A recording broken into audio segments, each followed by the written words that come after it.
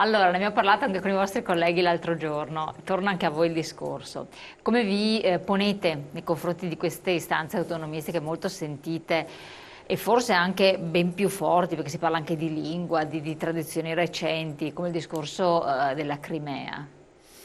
Lì in Crimea secondo me E è un dopo parleremo della sì, Scozia, sì, ma Catalogna, ce ne sono. eccetera, Ecco, perché... io so di fare poi il pelo, però parlerei di indipendentiste come istanza, perché autonomiste è un altro tipo di cosa, praticamente è un termine che spesso viene assimilato, ma è bene cominciare a fare un po' di chiarezza perché l'autonomia vuol dire che io resto all'interno di una nazione, di uno Stato e ho maggiore autonomia che sia fiscale piuttosto che decisionale, E organizzativa, questo non eccetera. vi andrebbe bene, No, ma parentesi. è comunque fallimentare come, e le insegna a 20 La, anni di Lega fondamentalmente. la differenza, appunto, aggiungendo a quanto dice Piero, l'autonomia, come giustamente dice, è una cosa che lei chiede allo Stato centrale, lo Stato centrale gliela può dare e come gliela dà anche gliela può togliere. Mentre Si entra in uno stato di dipendenza sostanziale. esattamente, mentre l'autodeterminazione e l'indipendenza, l'autodeterminazione è un diritto che si esercita, quindi è una presa di coscienza di un popolo che decide di essere indipendente e quindi esercita un proprio diritto all'autodeterminazione. Sono due cose diametralmente opposte. Chiarissimo. Tornando alla Crimea, è una situazione che mi fa rivivere in epoche storiche completamente diverse, ma un pochettino quello che è stato il plebiscito per l'entrata delle Venezie nel Regno d'Italia, dove con schiere di soldati fuori dai seggi le persone sono andate a votare. Avrei preferito per la Crimea perdoni, un referendum per autodeterminarsi e per diventare una nuova nazione, non per l'annessione alla Russia. Mi sa tanto di annessione al Regno Sabaudo di allora, dove ha votato fondamentalmente percentuali ridicole di popolazione mal informata e soprattutto vessata. Non so se lei ha mai avuto modo di vedere le locandine sì per, il no per i traditori con i garibaldini fuori. Anche queste cose, ad esempio, non si sanno. Io l'ho scoperto 3 anni fa e ho iniziato veramente da questa piccola cosa ad andare a vedere se quello che mi hanno insegnato a scuola era vero o meno. E ho scoperto cose molto interessanti. Che cosa? Cioè, dove Ho ce le devi scoperto, ad dire? esempio, che in Dalmazia si insegna storia della Serenissima a scuola dell'obbligo, 18 ore al mese. Nei miei libri delle scuole medie, il Rosario Villari, 2 volumi, ci sono 2 righe su storia della Serenissima e non mi ricordo quanti capitoli sulla Rivoluzione francese, che per carità ha aperto un'era. È vero che anche cioè, i danni che ha fatto Napoleone in Europa sono inenarrabili e basta fare un giro di visita a Palazzo Ducale dove la guida ti dice questo è una copia, l'originale al Louvre. Sì, bene. Cioè, ha veramente razziato. Non capisco perché la rivoluzione francese, ok, importante storicamente, non capisco 1100 anni di Serenissima che ha insegnato al mondo, ma al mondo veramente. Jefferson è venuto a Venezia a studiare l'ordinamento della Serenissima per scrivere l'ordinamento degli Stati Uniti, ad esempio. Pochi sanno, ad esempio, giusto per dare 2 cose, giusto per risvegliare la curiosità, Certo. perché è quello che ci serve. Ogni giorno noi utilizziamo, almeno una volta al giorno, spesso anche centinaia di volte, un simbolo veneziano usato dai mercanti nel Settecento, la chiocciolina delle mail. La E è veneziana. Ciao, che è il saluto più usato al mondo, deriva da veneziano. Ciao tuo, ciao, ciao. Ci sono tante cose che, non che possiamo avere un copyright sulla et o quant'altro, ma a livello di storia, No, no, ma a livello di cultura. a più che livello di altro, cultura è informazione, basilare. Pochi sanno cos'è il giuramento di Perasto. Cos'è? Il giuramento di Perasto è un atto d'amore di un dalmata quando ha portato giù, ha rimesso giù, tirato giù dal pennone la bandiera della Serenissima ed è stato l'ultimo, dopo il trattato di Campoformido, che ha ceduto tutta una parte dei territori veneziani agli austriaci. E va visto perché veramente fa caponare la pelle, veramente. Mi emoziona ogni volta che ne parlo, è veramente meraviglioso. È un atto d'amore nei confronti di un'istituzione che non ha conquistato dei territori, ha protetto dei territori. La lingua veneta è una lingua, non è un dialetto. Poi ci sono i dialetti padovano, veneziano, trevigiano o di là di qua del Piave, ma era la lingua ufficiale, commerciale fino a sotto la Turchia. Cioè, oggi se vuoi commerciare utilizzi l'inglese, se non sai l'inglese non riesci a commerciare, allora se non sapevi il veneziano non commerciavi nell'Adriatico. Era il veneziano. Il veneziano. Che dovrebbe essere stato più esportato a questo punto, visti i viaggi che venivano compiuti. La cosa buffa è che in Brasile è lingua ufficiale. Lo chiamano Talian, è veneto. Se noi andiamo in Brasile, ci sono delle comunità importanti assolutamente di... Metà Brasile è veneto. È scappato dopo l'unità d'Italia per fame. Cioè il Polesine, mamma mia. Partivano 20 veneti e un siciliano e un campano durante i primi 20 anni dall'annessione della Serenissima del Veneto a Regno Sabaudo. 20-1 per fame.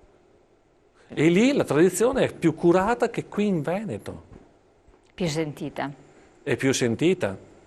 Ma perché loro si rifanno a... So che sono hanno mantenuto anche dei termini, delle tradizioni, cose che da noi si sono perse completamente. Cioè, un brasiliano di oggi che parla a casa sua, comunque nei suoi paesi, il italiano, come lo chiamano lì, vieni qui, parla nella nostra lingua e ci capiamo perfettamente. Come io, è capitato personalmente a me, ho parlato con uno sloveno che non parlava italiano, non parlava inglese, ho fatto veramente l'esclamazione, ero al telefono, in che lingua che parlo sto uomo? E lui mi ha risposto, parla nella nostra, parla in istriano, che è una cadenza più simile al triestino. Io ho parlato in veneziano, ci siamo capiti nella nostra lingua. Ma perché forse questo era anziano, perché non penso che siano... Una quarantina, cinquantina d'anni. Con un cognome sloveno, tra l'altro.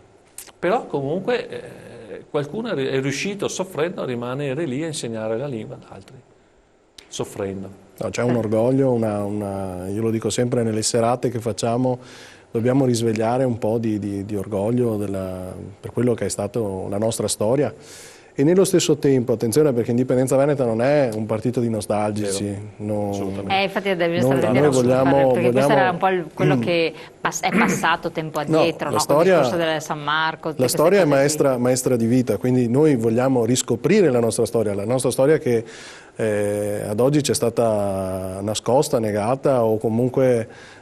penso anche a Venezia, le ultime operazioni per esempio dei Nissioeti di cambiare, italianizzare i nomi delle calli, queste cose qui, queste operazioni di maquillage italiano che proprio mi fanno accaponare la pelle. Non siamo appunto di nostalgici, guardiamo al futuro, però dobbiamo avere la consapevolezza di chi eravamo e di chi siamo stati. E una cosa che mi piace moltissimo è che forse per chi ha un'età come la mia, sui 40 anni, 50 anni, che è nato in un periodo di tranquillità, comunque di boom economico, dove diciamo di serenità, non ci sono state guerre come quelle che magari possono aver vissuto i miei parenti, i miei nonni, quindi in questa serenità, però questo non ci deve impedire dalla consapevolezza che noi ogni giorno scriviamo la storia. Cioè noi dobbiamo riappropriarci, avere il coraggio di riscrivere la storia, il grande libro della storia, noi lo possiamo scrivere.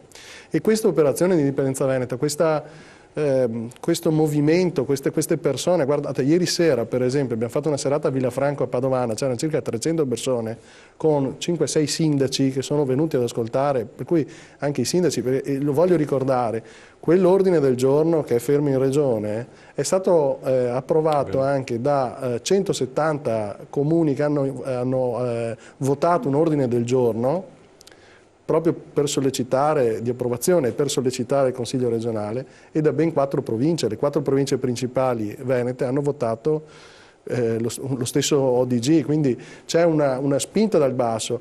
Ieri c'era per esempio una televisione russa che è venuta a riprendere e a intervistare i relatori della serata a Villafranca Padovana. Trovare sostegno. No, ma questo è sintomatico, cioè all'estero in questi giorni, poi anche grazie all'iniziativa di plebiscito digitale che ha dato una forte spinta proprio anche a livello mediatico estero, siamo finiti su tutti, il tema dell'indipendenza del Veneto è finito su tutte le testate giornalistiche europee e anche dall'America alla Cina, ho visto altri. La cosa paradossale è che i media nazionali assolutamente si guardano bene se non qualche trafiletto. Non riprendono assolutamente le notizie, invece questo è un movimento che sta veramente partendo dal basso. Io porto la testimonianza domenica a Jesolo, in poche ore avevamo la fila al nostro gazebo, 450 firme, cioè è stato un pellegrinaggio di persone che dicevano dobbiamo cambiare, è l'unica soluzione, dobbiamo cambiare, e persone di tutti i ceti, di tutte le età. Ecco, probabilmente il fatto della visibilità dei media nazionali è dovuta alla questione molto semplice che al sistema Italia, governo Italia, questo non va bene, ma è chiarissimo, ci mancherebbe altro che i soldi da dove vengono. Le testate giornalistiche nazionali fondamentalmente. Da dove vengono i soldi? Perché... non è che ci vuole molto. Esatto. È curioso che nell'ottobre del 2012, quando abbiamo portato e presentato la risoluzione 44 in Consiglio regionale con un'altra passeggiata, noi passeggiamo e poi camminiamo come folli, a Venezia, il giorno dopo i giornali turchi titolavano "Torna la più antica repubblica marinara della storia". Eravamo sui giornali cinesi, il 25 di dicembre, sì, a Natale, mi pare il Los Angeles Times titolava in prima pagina "Il Veneto vuole tornare libero". Cioè parlava di noi. Quando la stampa nazionale, per carità, ognuno poi guarderà anche in tasca propria perché ricevono dei soldi e quindi a qualcuno dovranno anche rendere conto, però insomma un giornalista, io penso e voglio sperare che cerchi anche le cose, la verità e di informare. Cioè siamo sui giornali quando si tratta di prendere in giro o di mettere alla berlina quello che stiamo facendo. È in prima pagina, per carità, i veneti sono andati in prima pagina nell'Espresso l'anno scorso parlando delle milizie venete. Sì, mi ricordo e questo. Non delle manifestazioni con migliaia di persone pacifiche. Io porto sempre mia figlia, una figlia di 5 anni, o in groppa mia o a per mano, alle manifestazioni, sempre, con la sua bandierina, c'è sempre. Quello no. Perché? Perché la legalità e il metodo pacifico fanno paura. Questo è il perché. Ma non so neanche se fanno paura veramente o se proprio non a chi meritano viola neanche la legalità ogni giorno, o mutuando un termine di Morosini ad uno Stato baro che viola le proprie leggi ogni giorno, chi con quelle leggi sta bene attento a non violarle fa paura. Ecco, a questo proposito, leggi e quant'altro, parliamo un po' anche di assetto che si potrebbe venire a dare poi una regione, un'area. A noi piace molto... Perché questa è anche un'altra cosa che può interessare. Sì, molte volte ci fanno queste domande appunto di come... sì, perché poi uno dice vabbè, va bene, mi stacco, e dopo dove vado a piombare a finire? Perché se vado a finire peggio, uno dice per carità del Signore. A noi piace molto l'ordinamento svizzero, per esempio, come diciamo ci possiamo ispirare all'ordinamento svizzero, ci piace come regolamentato. Noi stessi all'interno abbiamo deciso il 26 di gennaio, quindi recentissimo, tramite con un'assemblea generale dei nostri iscritti, di rovesciare la piramide, come diciamo noi, quindi non abbiamo più un segretario, non abbiamo più un presidente, abbiamo solo un portavoce e le aree territoriali sono il vero cuore pulsante del movimento. Abbiamo diviso il Veneto in varie aree territoriali e quindi sono le aree che hanno il contatto col territorio, capiscono meglio e sanno interagire meglio con le persone presenti. Quindi voi non avete un ruolo preciso, ma che rappresentate comunque... No, abbiamo chiaramente un ruolo all'interno, io come coordinatore d'area, oppure sono nel direttivo, perché chiaramente abbiamo creato una camera dei coordinatori di area e un consiglio direttivo che porta avanti, diciamo, l'operatività, però non abbiamo un presidente, non abbiamo un segretario, perché siamo convinti poi che abbiamo visto i fallimenti di tanti movimenti indipendentisti o di altri movimenti in genere, dove nel tempo si creano forti personalismi attorno a determinati leader, e quindi noi abbiamo preferito proprio rovesciare la piramide e fare già al nostro interno una copia del Veneto che vorremmo fosse fatta in un domani, una volta che saremo indipendenti. Ecco, ma come deve aggiungere qualcosa, magari spiegazione di questo? Ma è stato precisissimo Cesare, come sempre. La cosa meravigliosa quando... Sono questo, quante aree ci sarebbero? Sono 42 aree in Veneto. Che corrispondono a cosa? Sono delle aree territoriali, raggruppamenti di sezioni di comuni, quindi noi ci siamo divisi così, ma questo non è il Veneto. Sì, no, è giusto per far capire. È solo anche... per capire il movimento, siamo migliaia ormai di iscritti, ogni giorno si iscrivono decine di persone nuove, si avvicinano, tutte quante, guardi, la cosa bella è io non ho mai fatto politica fino a un anno e mezzo fa, 2 anni fa. Come sono orgoglioso di essere socio fondatore. Ecco, quando mi chiedono lei che ruolo ha, sono socio fondatore. Per me è la cosa più bella, perché mi sono avvicinato a questo movimento con un entusiasmo. Tra di noi diciamo siamo un movimento del sorriso, perché guardiamo sempre sorridendo, perché abbiamo un percorso talmente limpido e abbiamo un obiettivo che è talmente preciso, per cui non abbiamo bisogno di parlare male di nessuno e andiamo diretti alla nostra meta. Prego. La cosa meravigliosa, perché poi una domanda che questa viene sempre alle serate, è che quando rispondo a queste cose, premetto, rispondo a titolo personale. Perché nel momento in cui si farà il referendum, vinceranno i sì, perché è certo, e si farà la dichiarazione unilaterale di indipendenza, da quel giorno il Veneto è una nazione. E da quel giorno prenderemo in mano tutto il Veneto, ma saranno i cittadini a decidere che Veneto vorranno. Come, in che termini, vista la grande litigiosità, diversità di vedute tipico dell'italiano, che i veneti sono italiani. Sì, comunque, sì, sotto questo punto di vista sì, ma penso che sia tutto il mondo... Basta andare, io penso, a una riunione condominiale, ragazzi, ecco, sì. possiamo estendere, in consiglio regionale non trovano accordi, non abbiamo... Sono anche vuoti, sono anche abbastanza... Ma quelli sono comunque... Sono lì... E poi come la prenderanno i politici attuali? Esatto, anche. ma anche questo come lo rendete compatibile con ruoli che esistono già, istituzionali, politici certo. consolidati, e allora dite i sindaci, allora dite i presidenti di provincia e i consiglieri regionali e posizioni anche economiche, che difficilmente uno molla, e perché deve farlo? Cioè, rivoluzione civile scatta presto. Ecco, secondo noi, secondo quello che dovrebbe essere, e qui parlo a titolo personale, certo, no, ma infatti io vi... Ci dovrebbe essere un grosso movimento, un'assemblea costituente. Perché sarebbe sciocco, con l'occasione di un cambiamento, cioè perché l'Italia non esce e non ne uscirà? Perché si sta avvitando su se stessa, su un sistema che è irriformabile.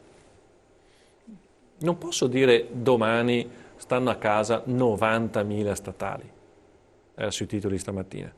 Perché chiaramente ci sono le reazioni di quei 90.000 statali e dal loro punto di vista hanno perfettamente ragione.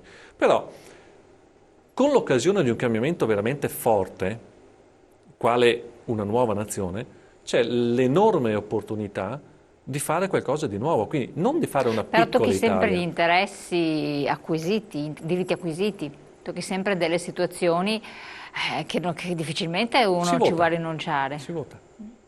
Si vota. Se Zaia piace a tutti quanti i veneti, sarà il primo presidente della nuova Repubblica Veneta, perché no? Se non piace, sarà qualcun altro. È semplice. E nell'interregno che cosa vi immaginate? Mi immagino, ad esempio, sempre a titolo personale, un grosso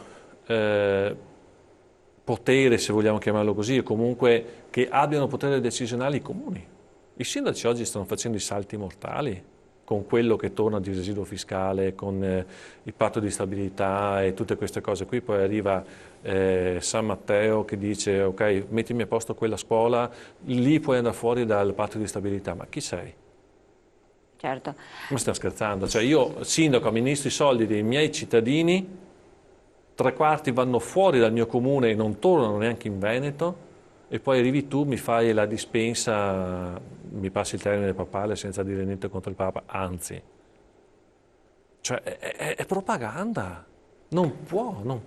Assolutamente. Torniamo su questi discorsi, dobbiamo interromperci per la pubblicità, pochi secondi, poi torniamo insieme.